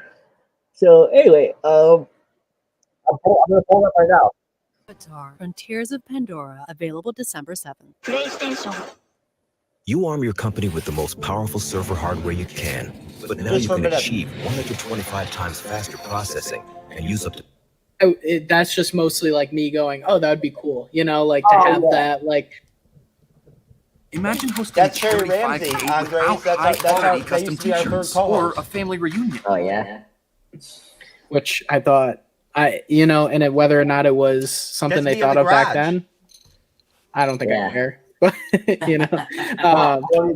but it works out, and it also opened up a kind of interesting idea of, to me, one of the things that I thought of was whether or not her brother actually had the same interaction with the Mind Stone, or if it was her like having the bond to the Mind Stone that created the sort of power for Pietro, which is kind of an interesting idea because Pietro is a mutant. He doesn't have the magical powers like Wanda does. Right. He was a mutant. Right. And they haven't said the M word yet. And so until if they say, yeah, they're just mutant. Look at Cyber on the couch, man. Yeah. Look how bad my video quality is. Holy shit. Hey, you live and learn. That's what these characters can be. They can be more than just the punch 'em and kick 'em. Kind of what Winter Soldier did for Captain America. He showed that he's not just the star-spangled hero. He has more depth than that, and that's what this show opened up as well for any side character that has an interesting backstory but just didn't get enough in the beginning of their run in the MCU. So I thought that was really cool. I think it ended. I think I wasn't disappointed with some of the things that didn't end up being revealed, because I knew that a lot of it, when you're sitting there for a week, you have so much time to speculate and come up with so many theories that I just didn't. I didn't put the pressure on them to live up to those things that we all come up with, but I think it definitely, there was a few things that I wish that it leaned on more towards the end. I wish there was a little bit more reveal. Delve into that then. Go ahead and delve into that then. Okay. So what do you, Andres? Look at that. Back then I actually kept my mouth shut. Yeah. I should be there instead of now. Perry seems like a good guy, right? Oh man, Perry. What happened to Perry? He just had too much going on between full-time job. His band was taken off. The band he was in was really starting to do something, and he also assistant coached high school football. And he had a serious relationship with a girlfriend that he had just moved in with. I see. And he had post-concussive syndrome. Oh. So not a TBI, but similar. Okay. And so he was in therapy the whole time I knew him and whatnot and everything, right? He just had to scale back. So it sounds weird looking back, that just doing the Wednesday show every night was too much for that. That was the one thing he had to drop or whatever. Because then we had no problems. Like me, you could see that me and him and Cyber got along really well. Yeah. We were like brothers. You know what I'm saying? I wasn't even TrueKnowledge back then, man. No. That was me using because back then I used the garage to smoke. That was me wanting to go out just to smoke. Just like I just did. Right? I had my studio area back then with different background and all that kind of shit. That was just me deciding on that show to go out in the garage. With no green screen. I just had one of those cloth backgrounds. So yeah, I have no idea where all our WandaVision episode reviews went, but whatever. Either way, no. So episode 6, yes, it's cool that we see the kids flush out their powers. It's cool to see us going back for a minute there to like where we were at with the finale and Perry talking about all that build up week to week, right? Yeah. And I love what he said, how like he's glad it didn't pay off, right? Because like he never really honestly was invested in it anyway. You know what I mean? Like, really believed 100%. It was like I did. I was all in it. Like I told you before, I was like, Mephisto's coming, bitch. Let's go. Let's do it. Oh my god. We're fools, buddy. I'm like, episode 6, Mephisto for sure. I'm telling you, I was screaming off rooftops. Like, what's up? I'm like, Magneto, bitch, in the finale. I mean, it was just crazy. What was it? This episode, it was like, oh my god, it's definitely Mephisto. I was just like, how is it? When you thought Mephisto was going to come out, right? Because it's like, where the fuck did this dude come from, for one thing, right? Yeah, well, it's just also the imagery of seeing Vision and Quicksilver being dead. Like when we saw that quick shot of Quicksilver, like being shot from Age of Ultron was like so creepy. And it's like it definitely felt like it was Mephisto, but then it just shows you how like clouded Wanda's mind is. That when he's just like Uncle Pete's just like joking about how he got shot with a bunch of bullets for like no reason or whatever, whatnot, and everything, and all of a sudden he just woke up and knew that you needed me. That sounds like something somebody would say in a TV show. Yeah. Right? Like, it's so fucking stereotypical. You know what I mean? Like, it's almost like something somebody would write in like a romance novel. Right? Yeah. So, like, like, that's how, like, clouded her mind is almost. You see her waking up, too, kind of. Yeah, a little bit. Yeah, well, because remember, she like, at this point, she's still of the mindset that, like, this is real. Yeah, well, yes, but also denying the fact that her loved ones have died, particularly with Vision, and like she is in the process of grief, which I think this episode really confirmed that. Like we're in the stages of the 5 stages of grief, and I think again, I just said it was the weakest episode out of the 6 we've watched so far. I didn't say that it wasn't a great episode or anything like that. No. I'm just. I was waiting to drop that hammer on your ass, bitch. I'm talking for myself now about this episode and there's more complexity and depth. Would you like a piece of cheese, sir? No, and that was annoying. So now F you, sir. So anyway. What does this remind you of? Fuck you. I don't need to say it. You could say it, sir. You're going to use your profanity and sexual imagery against me. No. See, folks, he's just showing off his love of She-Hulk now because that's what happens to you. That's what happens, folks, when you're a dude. When She-Hulk's done with you, this is all you got left to work with. All right, this is hard. This is an erect penis, and this is what happens after She-Hulk gets done with you. Oh my god! What? Why is the comments so quiet? I need help here. Like Rayman should be here. This is fucking ridiculous. You're freaking man. We're talking about grief and loss. You're stupid. Andreas, look, I found my Vision's penis, bro. Here it is. The whole time it's been right here. I had it right here on my laptop. Oh my god. It's my Vision's penis, bro. Folks, I found it. I cannot. The search is over. I cannot move on. Let's move on. This is going too far. I mean, too far from many far from Jeff TrueKnowledge himself.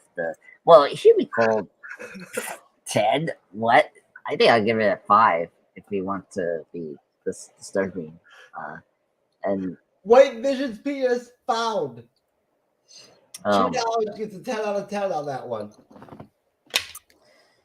oh my god. That's right, folks. I've got to edit this shit out. This is gonna go out. I gotta put this up. This is gonna go viral. Oh god, please don't.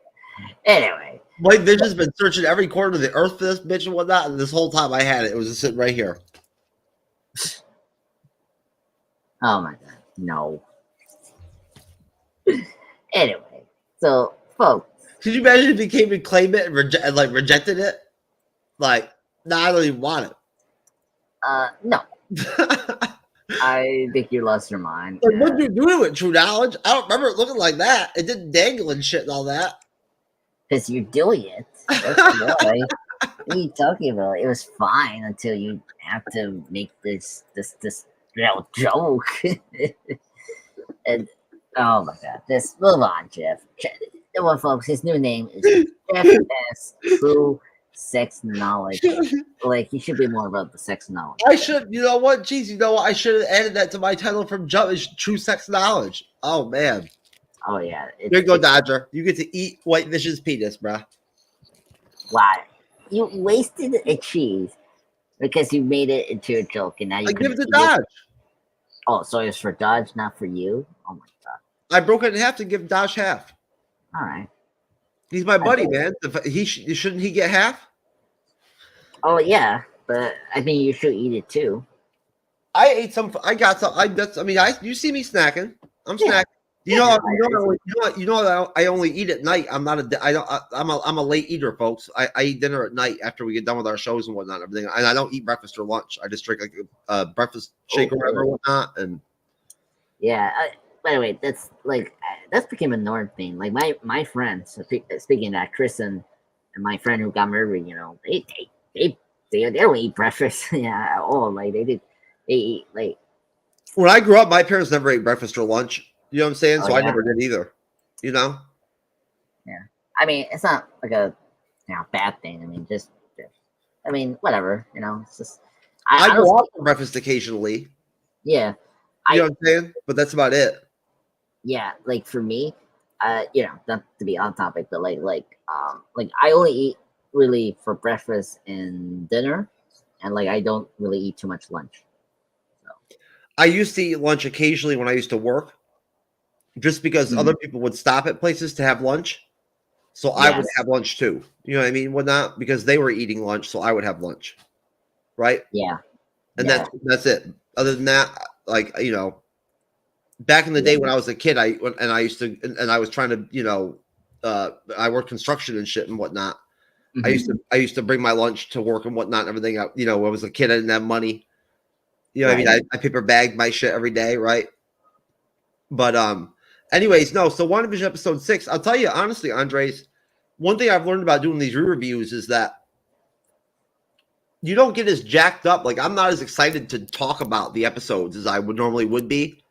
When they're hot off the stove, you know what I mean? Like, it's fun to rewatch them and whatnot, everything, right? But when it comes to reviewing them, it's hard to stick to an outline and like go scene to scene when you've already done it before, right? Like, I think it's because it doesn't work with this show.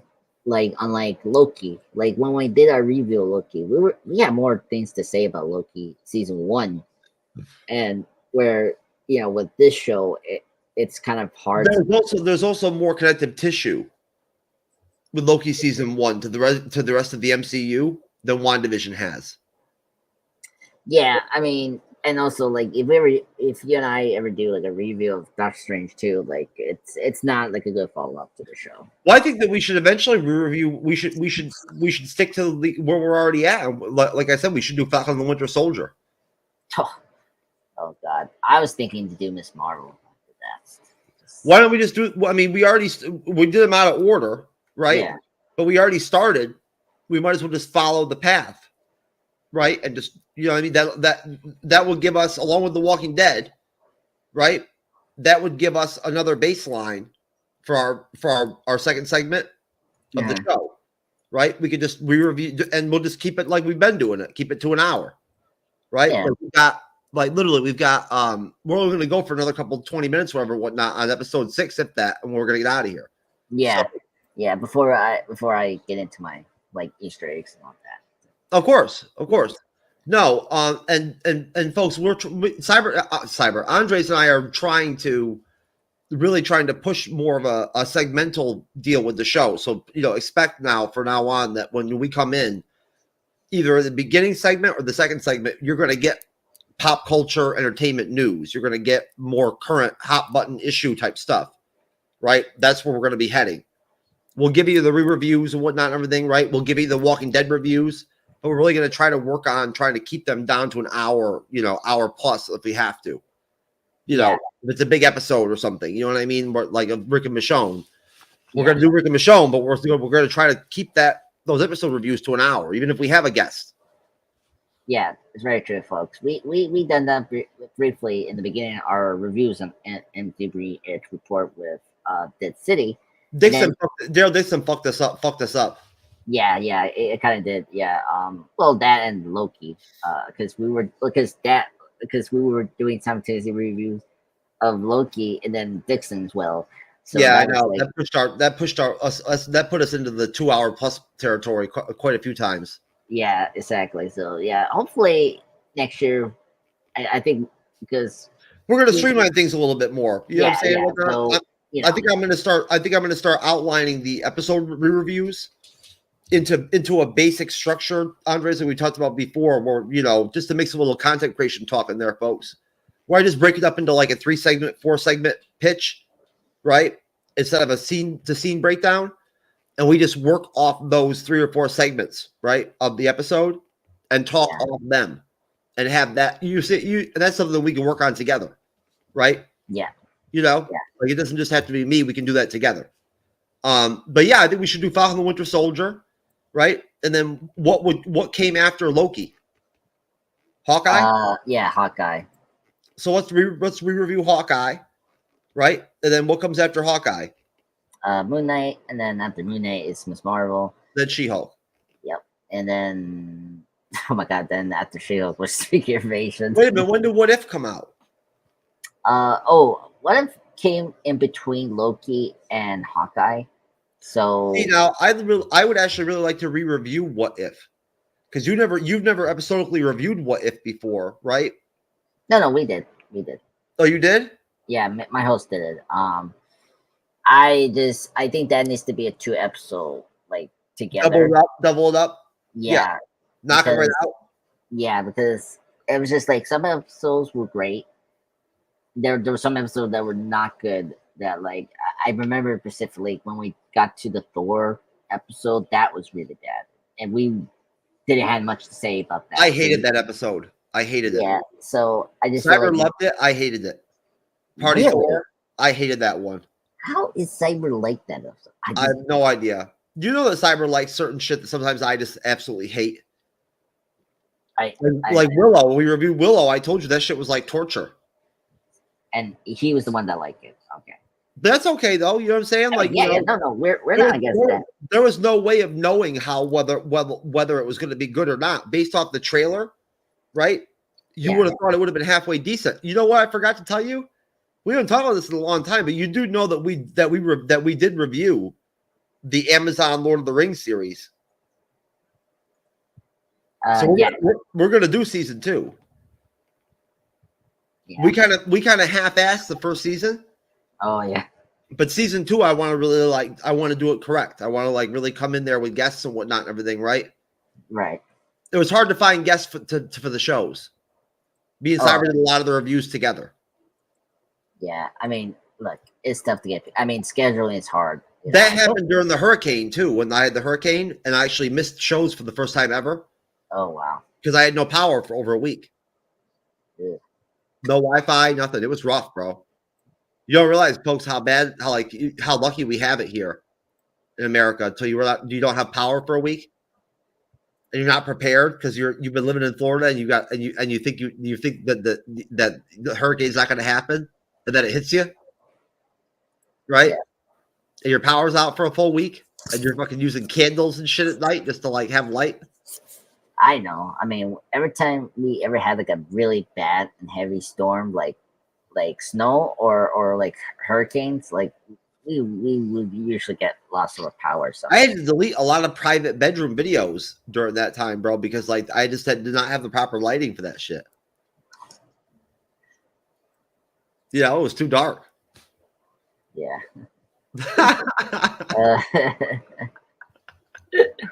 But you know what? The lady, I've been told, the ladies have told me, they've been giving me advice that I'm more attractive in the dark. Sure thing. I think you're. I don't know. I don't think attractive in the dark is not your suit. So. I look better in the dark. Yeah, sure thing. I think that you have this stranger idea that you're sexy in the dark, which is not true. So no, I'm saying I'm ugly. You're not getting the joke. I'm saying the women are saying I'm pretty. I'm good looking in the dark, as in they can't see me, but I'm good looking. I don't know. That doesn't make sense. It means I'm ugly as fuck in the light, bro. It's a joke. It means I'm unattractive when you see me in the light, but in the dark I'm attractive. Okay, that Here can you go. Yeah, sorry. I don't know. Yeah. There you go, folks. See, look at that. My special guest co-host, he can't even just fake laugh at my jokes for me. Anyways, no. Anyway. So this is where episode 6 gets a little bit whimsical for me. Okay. All right. So it's cool that like we're already seeing like Billy's powers and stuff like that and whatnot, right? It's cool that we see Speed's powers later on and whatnot, right? But the whole thing with Uncle Pete running around stealing all the candy and shit was stupid as fuck. Okay.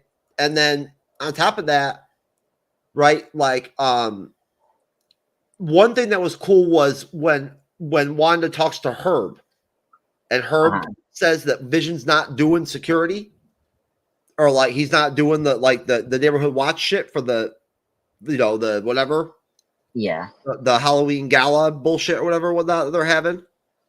That was, he's like, you want us to change something to Wanda? That was interesting. But like all the Uncle Pete shit was just stupid to me. And like the whole thing with Sword with Hayward butting heads with Monica and like Hayward letting Monica and letting Kat Dennings and letting freaking what's his name from Ant-Man? Yeah. Letting Jimmy Woo, letting them just run their mouths at him like that when he runs Sword, right? It doesn't make no sense. And like how they just walk out and fucking like beat up them dudes and take their guns and shit and whatnot like that. Come on, man. I mean, it's this typical TV. Like the characters always like I always seen people talk back to their superiors like that. Like it's nothing new. It's always weird that when they do that, like if they get in trouble. Like Predator 2, like Donald Glover is so badass. Like he always disobey his direct orders from his superiors. It's a good thing I'm not Hayward in that episode because I would just like slap bitch a motherfucker. Bitch slap. Like yeah. You know what I'm saying? I mean, he could have done something where like he just doesn't allow Monica to like continue on the investigation. But like why couldn't he just like send like 2 men to like watch over them? As a side antagonist, yeah. As a secondary antagonist, he's not very effective in the series. No, right? It isn't. Like, you know what I'm saying? Like, like remember what we did Dixon, what's his name? That was Isabel's former boyfriend? Quinn,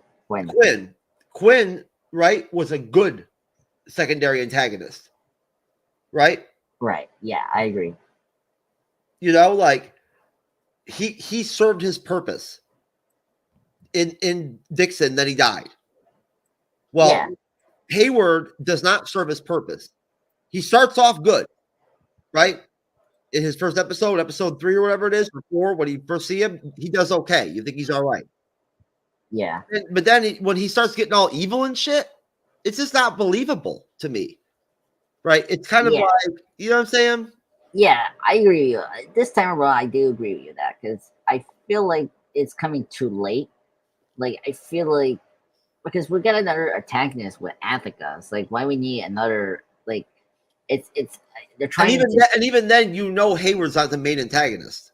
Yeah, exactly. So I don't understand this, and I like the expansion on the blip and all that, but like how bad was the blip for him to be this like jaded? Like I just don't really believe that. Like why I feel would like you blame superheroes? You know what I'm saying? Like or like like that's just stupid. That's why like I mean we honestly thought it was possible that like maybe he was with Hydra. Yeah. Again, I just think that. But that was because this was coming off of Endgame. This was coming off of the first 3 phases, right? Where S.H.I.E.L.D. dissolved and S.W.O.R.D. kind of comes after S.H.I.E.L.D. Yeah, and then foremost, like I thought that S.W.O.R.D. was going to be the new S.H.I.E.L.D. for this universe moving forward, which it wasn't. So it's kind of weird. What up, Raymond? What up, Booze and Chill? Oh, Raymond, how you doing? Oh God, he's here. My guest appearance on Booze and Chill yesterday, folks. Right there. Right, Raymond? Raymond seconds it. Yes. I got, what's up, Raymond? Welcome to this review. Oh, holy shit. Andrea's actually spelled your name correctly. Raymond, how about that, bro? That's how much I care about Raymond. Raymond, you should join us with the Monday reports. I think it would be awesome. You're lucky. Raymond's too busy right now drinking beer and eating a hamburger. But in the meantime, you're lucky that Raymond's not super PC and shit and whatnot and everything and all that. Or he might have, he probably would have like potentially accused you of being like transphobic or something for like, doing misspelling his name. No. Raymond. It's Raymond, so I'm misspelling it the whole time? Oh, come on, man. Raymond. Why can't you lie, bro? Come on now. You're alive. He's with me. He's with me now. So, Raymond, thank you, brother. Jeff is just not true knowledge at all. Dude, why you gotta fuck me up like that, bro? Why you gotta do me like that? Fuck, man. That's why I have on my phone. I've got it as Ramon. Oh, come on. See, now you're getting me all confused and shit now. This is as bad as the Bad Web trailer. I'm getting Bad Web trailer vibes here now, Raymond. This is not good, bro. Oh, my God. Now, I was about to go on my phone and change contact spellings and everything and whatnot. I thought I had like been racially insensitive or something like that there for a minute, whatnot. No, I'm just joking. Anyways, Raymond, we love you, brother. It was good being on Boost and Chill yesterday, man. Thanks for having me on. Had a good time. Raymond hopefully is gonna bring us all on sometime as a team. Andreas, maybe. I don't know. I don't think I'm good for a show. So what? No, I should earn it. I told you I'll drink for you. I don't want you to be too drunk, but all right. Why not? You see me when I start getting lit. I'm actually pretty fun. Sorry. What? I try to think. I don't think I see you. Maybe it was in that one. You've never seen me really intoxicated. I've only been really intoxicated before on reaction videos. Okay. I've never. The only thing you've seen me before is you saw me when I was in the hotel there at one time when I had that manic episode. And I was kind of fucking out there or whatever, whatnot. I was like all over the place, but I wasn't drunk. Okay. I was manic. Yeah, well, yeah, because I mean, you've been locked out of your room for what, like half hour or so? Well, yeah, no, for over an hour. I got locked out of my room. Like hour. Yeah, folks. I stayed at the hotel where, believe it or not, when I left my keys in the room to go get ice. When I came back in, or when I went to the front desk at not even 10 p.m. Eastern, the front desk was closed, and I had no way to get back in my room. Yeah, it's a true story, folks. Yes, Lord of Time, you're welcome to either drink or not. All I did was walk around the damn hotel over and over and over again in a circle for like the entire time, trying to find somebody to let me in. That shit was really ridiculous, man. I was pissed. Uh-oh, Lord of Time, yes. Raymond calls you Lord of Time. See, look, Yeah, see, you're welcome on Booze and Chill whether you drink or not, bro.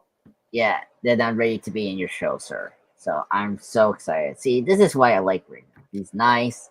He respects my Lord of Time. Unlike you. Raymond, you see, how much I told you that Andre's is sweet on you. Exactly.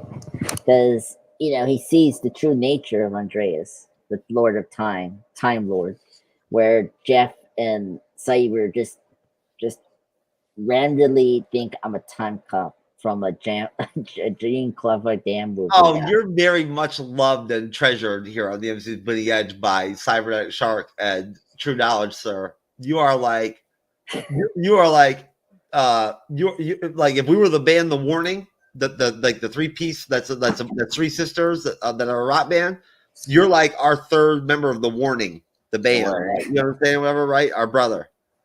If not for you and like your whole like resistance of letting me spend money on you or whatever, whatnot, and everything, I would invite you to come down to Rockville. I already have, and go to Rockville on vacation and whatnot with me and Cyber. You know what I'm saying? That we're going. You've already been invited. You know what I'm saying? So like, if it's only you're the only reason that you're not going. You don't have to party with us or whatever. Cyber doesn't even party. I'm the one that parties. I'm sure you must know that, right? Cyber parties a little bit, right? But like, I'm the partier, like, you know what I mean, out of the group. Like, Cyber's there to like relax and like enjoy his vacation, and see the good rock music. You know what I'm saying? That's why we go. That we work on content and stuff and whatnot and everything. It's a good time to be able to come together at the hotel and whatnot and like banter back and forth on ideas for shows. You know what I'm saying? We get the notebooks out and whatnot, right? And we pitch stuff. And we just kind of like, we have pressure meetings, but we do them in person. Right. Yeah. You tell me about that. It's very healthy. No. It's very productive. I get it. The invitation's still open, so we've still got 5 months till the show comes. 5 months. Oh God. We'll see. Anyway, let's get into Easter eggs so we can get out of here and do the. Yeah, let's do the Easter eggs. Yeah. So, speaking of Easter egg, this one is a cool one. The Halloween special here was actually a good nod to the second issue of the Vision and Scarlet Witch. That's right. They called it something the spectacular. Yeah. So I forgot that this was a reference to the second issue, which was great. So and that was pretty cool. I read that issue. It's actually pretty awesome. And then sitcom influence. I mentioned the Mock in the Middle thing, which is definitely influence there, which began in January of 2000. So this was 2000. And like Tommy and Billy both breaking the fourth wall is something that you usually see these kind of type of shows like The Office and Malcolm, or for me, Stuck in the Middle, that's starred by Jenna Ortega. Another great show. And then we got the like Pedro Pierre Quicksilver thing. Like the show recaps how the show the Age of Ultron footage we see. Pierre's speed effect in this one is much more the version of the speed from the Quicksilver and Age of Ultron. When you see him speeding, it's not the same one from the Fox ones. What else? Oh, and then Tommy Billy is afraid that Uncle Pedro is a vampire, which is funny because it foreshadows from his undead corpse that we saw briefly with Wanda. Yes. So that was a cool nod to that. And then of course Quicksilver pointing out he has the XY chromosome, and it's funny because in excuse for him to announce the letter X because of the X-Men. So yes, it's kind of funny. What else? Of course, Uncle Pierre to the rescue. The Evan Pierce version of Quicksilver was referred to be as Pierre Maximoff in the version of the X-Men. Like Fox, his version was called Pierre Maximoff, where the Age of Ultron one is the actual more common version called Pedro Maximoff. So that was kind of cool how they roped in the Pierre name.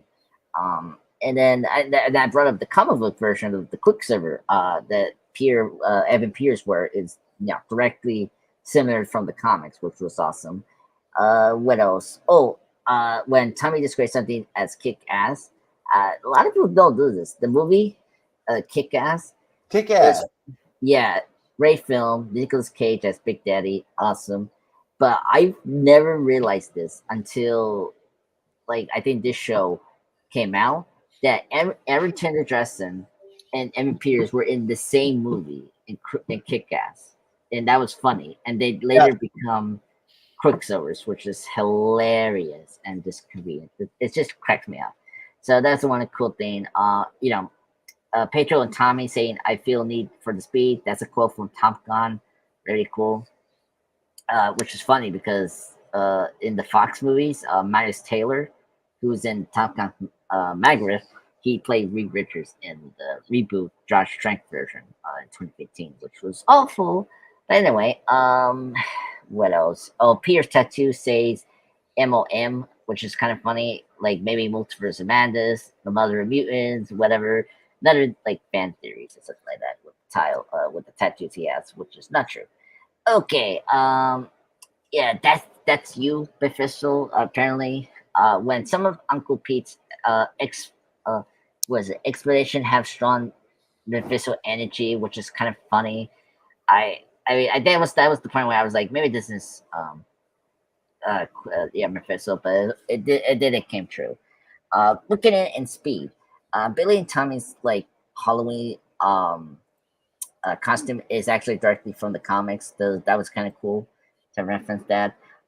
Now, the Ellis Avenue that Wanda warns the kids not to go, and that's where Vision went there and came out from the Hex.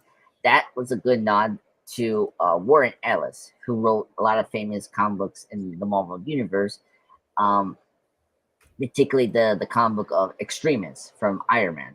So that's the person that, and also the President Ellis from Iron Man 3 and Agent of Shields. That's actually a name for that comic book writer was very deep. So that's kind of weird. They referenced that, like he didn't have any involvement with Quicksilver, like any of Wanda's stories. So that was kind of interesting. They did that. Yeah. What else? Anthrax was kind of funny. Has a like. Her crazy laughter goes perfectly well with her witch costume because it's very much like the Wizard of Oz kind of feel to it, which is interesting. What else? Something maybe not. Got witch. Her costume is definitely from the comic books. When Vision. So this is a very funny one. When Vision collapses his knees on the ground with his cape blowing in the wind. The shot composes much like his death scene in the Avengers funeral, when one of his matches again the culprit of his demise. So, like, that was a little like inverse of what happened to him in Infinity War to his death. It happened again here, but differently, and it's both by one as well. So that was really cool. Yeah, and then the Yo Magic commercial, that was weird. That was so creepy. This is a yogurt snack, but the character has a really strong shark bites vibe. The shark bites were terrible. You probably could have died too if that you were all allowed to eat on a desert island. I think that was the reference to that. The snack on Yo Magic might indicate that someone or something is feeding off of Wanda's deal here, mostly her energy, which could be Attica is like it's a foreshadowing. I think when Attica wants to absorb Wanda's magic, which I never realized that, but that makes a lot of sense for this commercial. But anyway, yeah, what else? Yeah, the skeleton thing again could be another reference to the Infinity Stones, maybe, but we'll see. What else? Top secret project. The top secret project that Darcy unlocks was called what was it? Catrush or something like that. I can't remember. I left my outline in the garage. Yeah, it's one of those. So this is funny. It came from this word. It's like it's one of the stages in the X-Men versus Street Fighter games, and then Marvel Superheroes versus Street Fighter. That was kind of funny that they do that. The theater that we see is showing The Incredibles and The Parent Trap, both Disney properties. And it's funny about The Incredibles is that we get a shot similar to The Incredibles in the series finale of WandaVision, which we'll get into, which is funny. What else? Oh, Monica, or her development, her powers actually comes through in this episode when Darcy explains that the fact that she went through twice, her molecules were like alternate. So like this is where I want to say my nitpick here. Monica never went to the hex twice. She only went once. Like, where did she went again? Like, help me out here. They say you went there twice. It's like you only went there once. Is it because she went in? Like she went into the field of energy, and then she went out of it. So twice. Okay. In, out. Okay. Exit. Enter. Exit. Okay. Because see, that was the part where she went in. She went out. Okay. Because when I was rewatching this, I remember when I first saw that, I was like, wait a minute, she went twice. I was like confused. So now, okay, that makes sense. Thank you, Jeff. So that was like, it was really confusing why they did that. What else? Don't think. What else that's random here? I think that's really it for references. Let's call it right there. Let's get out of here and do that trailer reaction. Sure. Hold on. Let me see something that's maybe another big one here. Another one. I can see. No, that's it. We're good. I think we're all done. So that's my Easter eggs. I hope you guys enjoy it. There should be more Easter eggs come to the line, which I'll be excited to talk about. You know that you can always trim out your Easter egg segment too and whatnot and everything on your own if you want to. Yeah, that's true. You can put it out. I like to be organic for you folks, and so I just that's what we live stream, baby. Yeah, it's true. All right, let's drop a rating. To get out of here. Yeah. And we'll worry about plugs on Wednesday when we do Ant-Man and the Wasp, Ant-Man 2. Yeah. We'll plug the shit out of everybody. Yeah. It'll be a great review. We're going to have some new faces on the show, Andres. New creators coming on for collaboration, bro. I got to put together quite a few of them recently. Oh, boy. You ready to meet new creators? Yeah, sure. I mean, well, then we know that Raymond's coming in, right? I know that. Raymond's coming on. That's right. Raymond's joining us. I forgot there for a minute. Holy shit, Raymond. I forgot. I'm excited, even more excited now. Raymond's coming on. Yeah. Raymond! Yeah. So, yeah, I know one of them is coming in. I don't know about the other one. I think, is it Kyle? Kyle is coming? Or Kyle's coming in for the second part of Endgame. Okay, I remember that. Yeah. Okay. Honestly, I've talked to so many different creators in the last 3 or 4 days that I can't even remember the names of the two different gentlemen that are going to be joining us tomorrow night or Wednesday night. Yeah. Yeah. Yo, Raymond. We'll see you on Wednesday, bruh. All right, I'm dropping a straight 6.5, 6.75 on this episode. Wow. Okay. I will give this a 8 out of 10. I think it's not that bad. It's very good. Like production values, everything, so top notch. But as an episode, it's very filler episode, but a very good one. So that's all I have to say. That's all you need to say, brother. All right, folks. We at the MCU's Bleeding Edge Report, along with Raymond and Jocelyn, are out of here. In the spirit of my mangled cheese penis from earlier, which you missed out on, Raymond. You totally missed out, bro. No, you didn't miss it out. You're fine. Well, don't worry, Raymond. I'll close out on something good for you. I promise. It'll be good. I promise. Something good. Something Andreas related. Funny, independent people. Oh yeah. Yes. Okay, let's move on. Let's get this started. Oh, we're actually live. I just figured I would fuck around for a minute and whatnot and just leave you guys, let you talk. Good.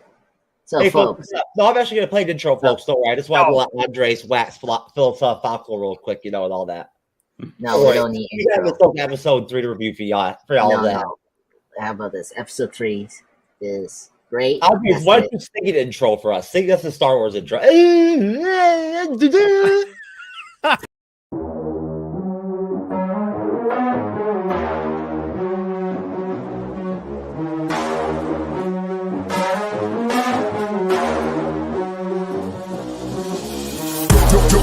Yo, crank that volume, turn it way up. Get your weapon, get your blade out. Damage, then you gon' pay up. Yo, crank that volume, turn it way up. Get your weapon, get your blade out. Damage, then you gon' pay up.